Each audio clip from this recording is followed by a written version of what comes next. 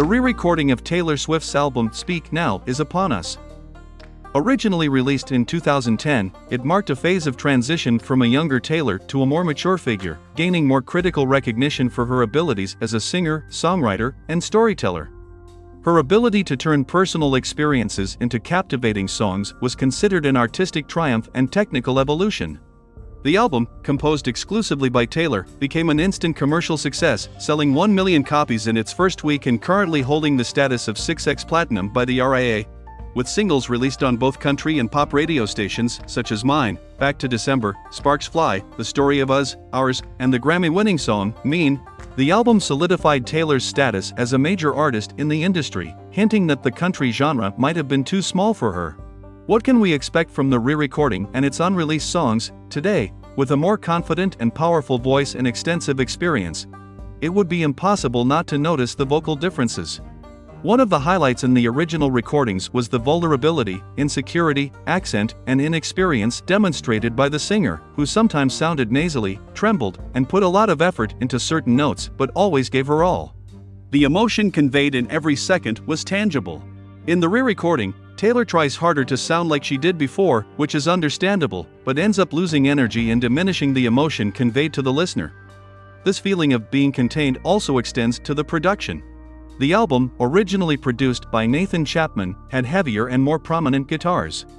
The sound was less clean, denser, with a stronger, louder pop-rock vibe, which led to many questions at the time of its release regarding its classification as a country album.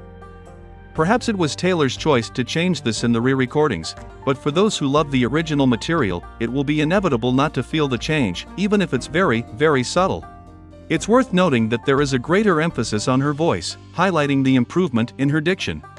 Every word she sings sounds clear and perfectly understood. The change in the lyrics of Better Than Revenge might have been risky. It's admirable that the singer now acknowledges having written it in the heat of the moment and regrets the way she created it, but once released, the work shouldn't be altered. Perhaps a simple footnote in the booklet or a note to the listeners would have been enough for a retraction or an exposition of her current position. However, the final choice is hers, whatever her motivations may be. It's a very well done change, intelligently executed, not compromising the final result, just unnecessary. In The Story of Us, the way she says next chapter also sounds different. In the original, she conveys being tired of that situation, bored, ready to move on. In the re-recording, it's as if Taylor feels embarrassed saying it, and one can imagine her smiling as she delivers the iconic line, like when you look back and laugh at yourself and all the drama you created in certain life situations. Tracks like Mine, Back to December, Innocent, Enchanted, and Last Kiss closely resemble the originals, maintaining their shine and sounding even better technically. Sparks Fly, Long Live, Speak Now, Haunted, and Superman highlight Taylor's vocal improvement. Mean and Ours are the ones that sound most different instrumentally. As for the ballads Never Grow Up and Dear John, they don't hide Taylor's new vocal style, with a softer, more spoken voice, post-folklore. The tracks from The Vault demonstrate why they weren't part of the original album. They don't fit the sound, making the musical influences and experiments she was doing behind the scenes at the time more evident. The collaborations are not as remarkable. The real highlight is I Can See You, which has a provocative and sexy lyrics, unlike anything Taylor was doing at the time. All the extra tracks bring numerous references that fans will easily notice. The re-recording of Taylor Swift's album Speak Now showcases noticeable vocal differences, with a more confident and experienced Taylor.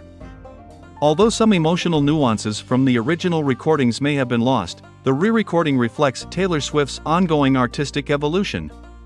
It may not be the best re-recording so far, but it sure is an improvement from the original material. I hope you enjoyed the video. Thanks for watching. Please subscribe to the channel, like or leave it a comment. See you soon.